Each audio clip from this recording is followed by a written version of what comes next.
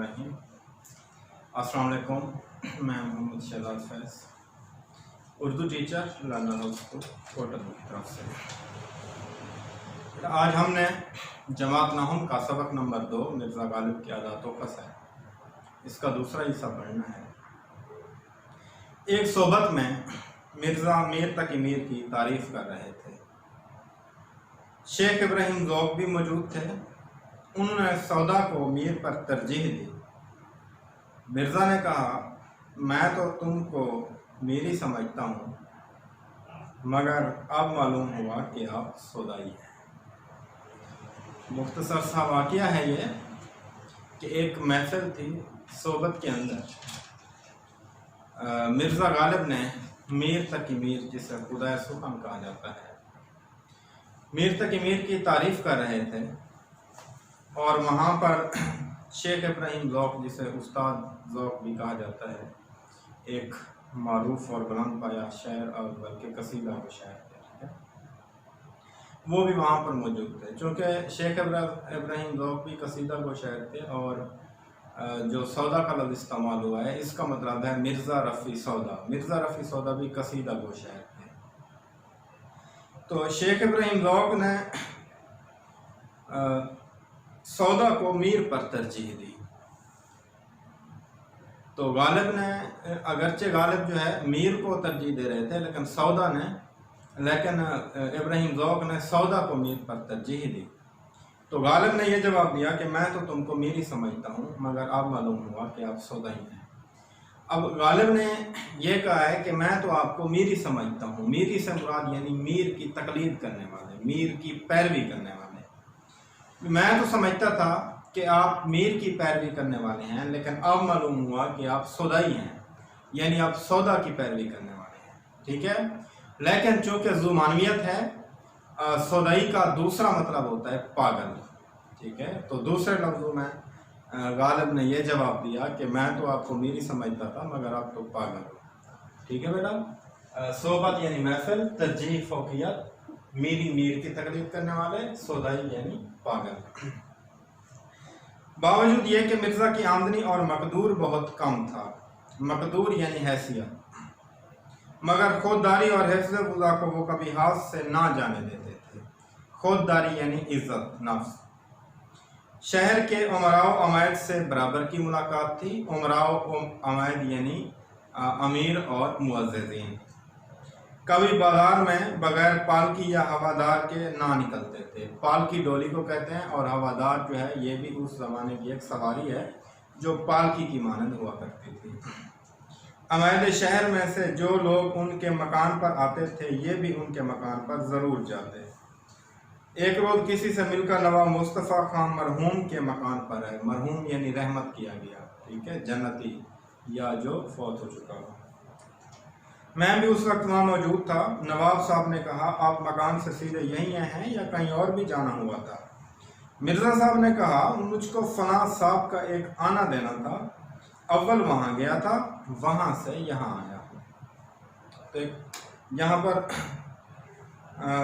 थोड़ा सा वाक़या बयान किया गया है कि मिर्ज़ा साहब जो है ना, हिफ्ज़ गुज़ा को हाथ से ना जाने देते थे। और इसके अलावा जो है मिर्ज़ा का मिजाज ये था कि अगर कोई मिर्ज़ा गालिब के मकान पर आता था तो मिर्ज़ा गालिब भी उनके पास ज़रूर जाते थे।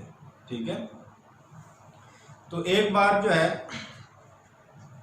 किसी से मिलकर वो नवाब मुस्तफ़ा खान मरहूम के मकान पर आए। तो नवाब मुस्तफ़ा मरहूम ने उनसे पूछा कि आप घर से सीधे यहीं आए हैं? ये एक आम तर्ज अमल होता है, कोई जब किसी के यहाँ जाता है तो अमूमन जो है ये पूछा जाता है।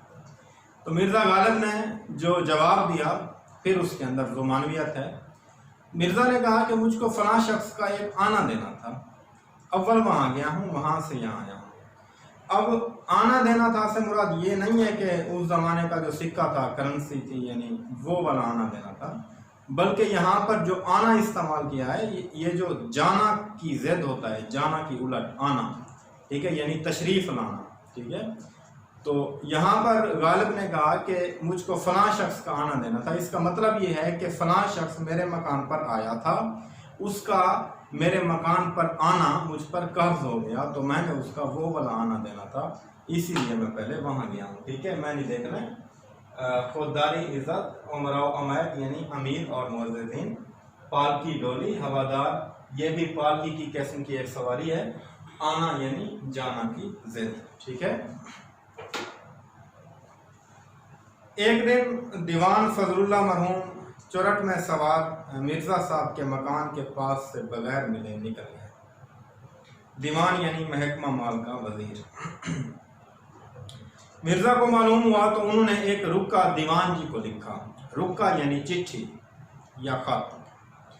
मजमून ये कि आज मुझको इस कदर नदामत हुई कि शर्म के मारे ज़मीन में गड़ा जाता हूँ। नदामत यानी शर्मिंदगी, ज़मीन में गड़ा जाना यानी बहुत ज़्यादा शर्मसार हो जाना। इससे ज़्यादा और क्या नालायकी हो सकती है। नालायकी यानी कमीनगी, नाअहली, कि आप कभी ना कभी तो इस तरफ से गुजरें और मैं सलाम को हाजिर ना हूँ। जब ये दीवान जी के पास पहुंचा तो वो निहायत शर्मिंदा हुए और उसी वक्त गाड़ी में सवार होकर मिर्ज़ा साहब से मिलने को आए। अब देखें यहाँ पर भी जैसा कि हमें बताया गया कि मुरव्वत और लिहाज गालिब की तबीयत में बदर्जा गायब था, तो ये भी एक मुरव्वत और लिहाज ही की एक मिसाल है कि एक बार दीवान फजलुल्लाह मरहूम जो कि मिर्ज़ा साहब के दोस्त थे। ठीक है। अब जब ये वाक़या लिखा जा रहा है, जब हाल ही में ये लिखा है, तो उस वक्त फजलुल्लाह जो है वो फौत हो चुके थे, इसलिए उनके नाम के साथ मरहूम लगाया है। ठीक है। तो एक बार जब वो अपनी ज़िंदगी के अंदर जो है मिर्ज़ा गालिब के मकान से गुज़रे और मिर्ज़ा से बगैर मिले जो है चले गए। अमूमन यूँ होता है कि एक दोस्त जब किसी दोस्त के यहाँ जाता है, उसके शहर में जाता है, तो कम से कम सलाम दुआ करके जाता है। ठीक है। वरना जो है दोस्त शिकवे शिकायत करते हैं कि आप इतनी मुद्दत के बाद हमारे शहर में हैं और हमसे मिले भी नहीं। ठीक है। अब ये तो तर्ज अमल हो गया ना एक आम शख्स का कि वो उससे शिकवा करता है, लेकिन गालिब की तबीयत में चूँकि मुरव्वत है, लिहाज है, तो गालिब ने शिकवा भी किया है तो ज़रा हट के किया है। उसका अंदाज यूँ था कि जब गालिब को पता चला कि दीवान फजलुल्लाह मेरे शहर से आके गुजर गया और मुझे जो है ना मुझसे सलाम दुआ तक नहीं की, तो उन्होंने एक चिट्ठी लिखी यानी ख़त लिखा। और ख़त के अंदर लिखते हैं कि दीवान फजलुल्लाह साहब, आज जो है ना मुझे बहुत शर्मिंदगी हो रही है और इतनी शर्मिंदगी हो रही है कि मैं ज़मीन के अंदर गड़ा जा रहा हूँ। मैं कितना नालायक हूँ, मैं कितना जो है कमीना हूँ, मैं कितना बदनसीब हूँ कि आप कभी कभी हमारे शहर से गुजरते हैं और मैं आपको सलाम भी नहीं कर सकता। अब देखें, बात तो ज़रा सोचने की है कि एक शख्स जो घर के अंदर बैठा हुआ है उससे तो मालूम नहीं है कि उसकी गली से कौन गुजर गया है। ठीक है ना। लेकिन चूँकि मुरव्वत को लिहाज को मलूज़ खाते रखते हुए उन्होंने ये नहीं कहा कि आप कैसे दोस्त हो, आप आए भी हो और मिलकर नहीं गए, बल्कि उन्होंने खुद पर सारा मलबा डाला कि मुझे शर्मिंदगी हो रही है। ठीक है। तो जब ये रुका दीवान जी ने पढ़ा तो ज़ाहिरी बात है वो समझ गए कि गालिब क्या कहना चाह रहे हैं, तो फिर वो फ़ौरन जो है मिर्ज़ा गालिब को मिलने आ गए। ठीक है बेटा, ये अल्फाज मैंने देख रहे। दीवान जो है ना, ये एक महकमा माल का जो वज़ीर होता है उसे दीवान कहते हैं। चुरट एक जो है ना पुराने ज़माने की सवारी है जिसका दूसरा नाम रथ है। ठीक है। रुक्का चिट्ठी या खत, नदामत शर्मिंदगी, ज़मीन में गड़ जाना यानी बहुत ज़्यादा शर्मसार हो जाना, नालायकी यानी कमीनगी। ठीक है।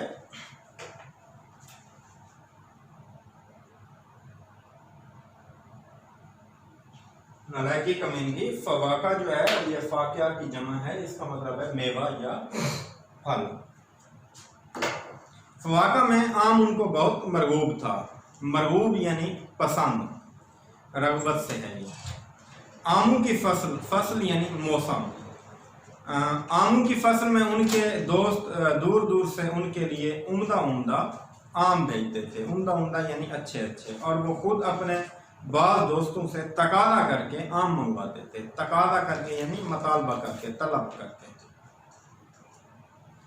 एक रोज़ मरहूम बहादुर शाह आमों के मौसम में चंद मसाहिबों के साथ, जिनमें मिर्ज़ा गालिब भी थे, मसाहिब यानी साथियों के साथ, मसाहिबों के साथ जिनमें मिर्ज़ा भी थे, बाग हयात बख्श या महताब बाग में टहल रहे थे। टहलना यानी चहलकदमी करना। आम के पेड़, पेड़ यानी दरख्त, रंग बरंग के आमों से लद रहे थे। लद रहे थे यानी भरे हुए थे।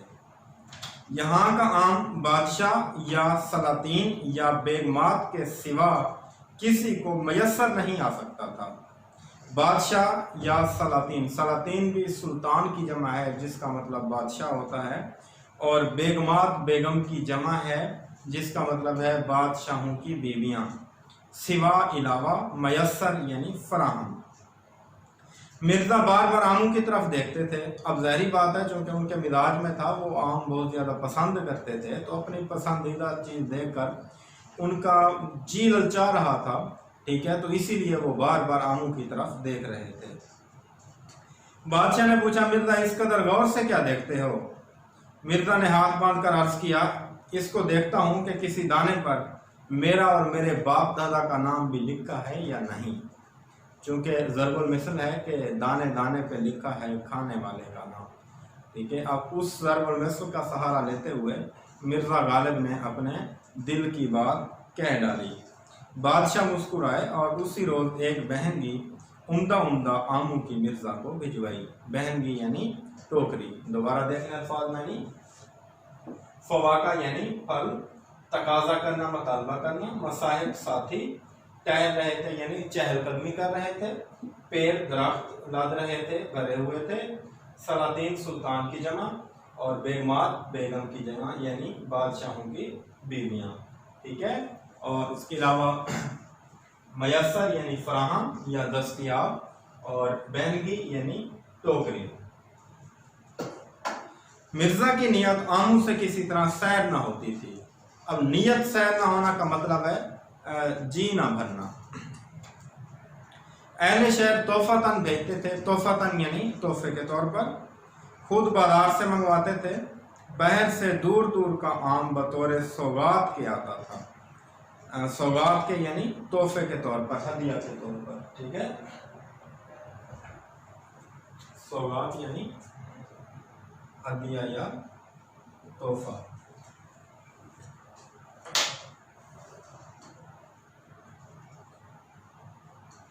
बाहर से दूर दूर का आम बतौर सौगात के आता था, मगर हजरत का जी नहीं भरता था। नवाब मुस्तफ़ा खान मरहूम नाकिल थे यानी नकल करने वाले थे कि एक सोबत में मौलाना फजल हक और दीगर अहबाब मौजूद थे। दीगर अहबाब यानी दूसरे दोस्त। तो यानी कि ये जो है मुस्तफ़ा खान से ये वाक़या नकल किया गया है कि वहाँ पर मौलाना फजल हक और दूसरे अहबाब एक महफिल के अंदर, एक सोबत के अंदर जमा थे, और आम की निस्बत हर एक शख्स अपनी अपनी राय बयान कर रहा था। आम की निस्बत यानी आम के मुताल्लिक, राय यानी मशवरा या तजावीज़। राय बयान कर रहा था कि इसमें क्या क्या खूबियाँ होनी चाहिए। जब सब लोग अपनी अपनी कह चुके तो मौलाना फजल हक ने मिर्ज़ा से कहा कि तुम भी अपनी राय बयान करो। मिर्ज़ा ने कहा, भाई मेरे नज़दीक तो आम में सिर्फ दो बातें होनी चाहिए, मीठा हो और बहुत हो। सब हाज़रीन हंस पड़े। ठीक है बेटा, ये अल्फाज नहीं देखना है। नियत सैर ना होना, जीना भरना, तोहफा यानी तोहफे के तौर पर, सौगात हदिया या तोहफा, नाकिल नकल करने वाला, और निस्बत मुताल्लिक। ठीक है बेटा, ये हमारा चैप्टर जो है इख्तिताम पजीर हुआ। उसके बाद इसकी मशक है, इनके अल्फाज अपना सवालों के जवाब आपकी किताब के अंदर भी मौजूद हैं, आप वहाँ से इनको तैयार कर सकते हैं और ख़ुद इसकी मशक करनी है आपने। और इसके अलावा जो आपकी जुमलों की तकमील और मारूदी सवालात हैं, इन पर मैं आपको निशान लगवा देता हूँ, बता देता हूँ, ठीक है। और उसके बाद आपने इस सबक का जो तारुफ है उसमें से आपने मारूदी सवालात और MC अपना मुख्तसर सवालात के तौर पर उसको तैयार करना है। बाकी ये सबक का खुलासे का तरीका और तशरीह का तरीका मैंने आपको बता दिया था पहले सबक के लेक्चर में, तो उसी तरीके को मद्देनज़र रखते हुए आप जो है इसका खुलासा भी तैयार करेंगे, इसकी तशरीह भी तैयार करेंगे, सवालों के जवाब भी तैयार करेंगे, ठीक है। मशक में आ जाएँ, सफ़ा नंबर 11 पर मदरजा जुमलों को मुकम्मल करें। मिर्ज़ा गालिब के अखलाक में है डैश थे, तो वसी आएगा खान निज़ाम में। दोस्तों की फरमाइशों से कभी डैश ना होते थे, यानी तंग दिल ना होते थे। खुददारी और हिफ्ज़ वज़ा को वो कभी हाथ से ना जाने देते थे। तो डैश में लिखेंगे ना जाने देते। फ़वाक़ा में डैश उनको बहुत मरगूब था। फ़वाक़ा में आम उनको बहुत मरगूब था। मिर्ज़ा की डैश से किसी तरह सैर ना होती थी। मिर्ज़ा की नियत आमों से किसी तरह सैर ना होती थी। ठीक है बेटा। उसके बाद MCQs हैं, मरूदी सवाल। मिर्ज़ा गालिब के नयत वसी थे, अखलाक, अफकार, खसाइल या किरदार। तो इसका दुरुस्त जवाब है अखलाक। निशान लगा लें।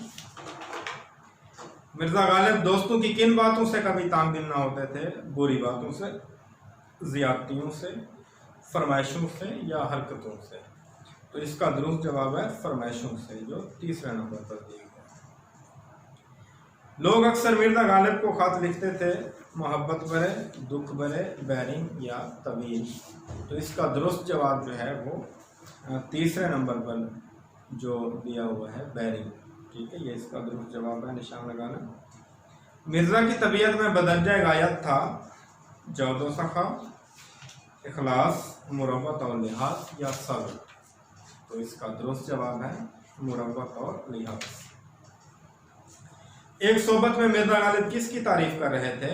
ज़ौक़ की, मोमिन की, बहादुर शाह ज़फ़र की या मीर तकी मीर की। तो इसका दुरुस्त जवाब है मीर तकी मीर की।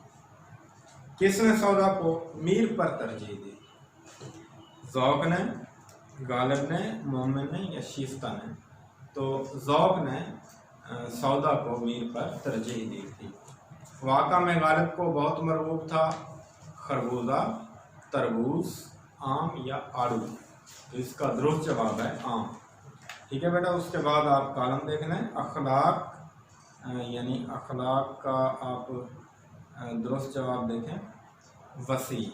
ठीक है, ये तीसरे नंबर पर है अखलाक वसी। खुशी, खुशी, गम आखिर में दिया हुआ है। मजहब, मिल्लत पहले नंबर पर। मुरव्वत, लिहाज दूसरे नंबर पर। बैरिंग, टिकट चौथे नंबर पर। और हैवान नातिक, हैवान ज़रीफ़। ठीक है, तो ये हमारा सबक नंबर 2 आज मुकम्मल हुआ। इसको अच्छी तरह से तैयार करेंगे। ठीक है बेटा, अपना ख्याल रखिएगा, घरों में रहें, महफूज रहें। अल्लाह हाफ़िज़।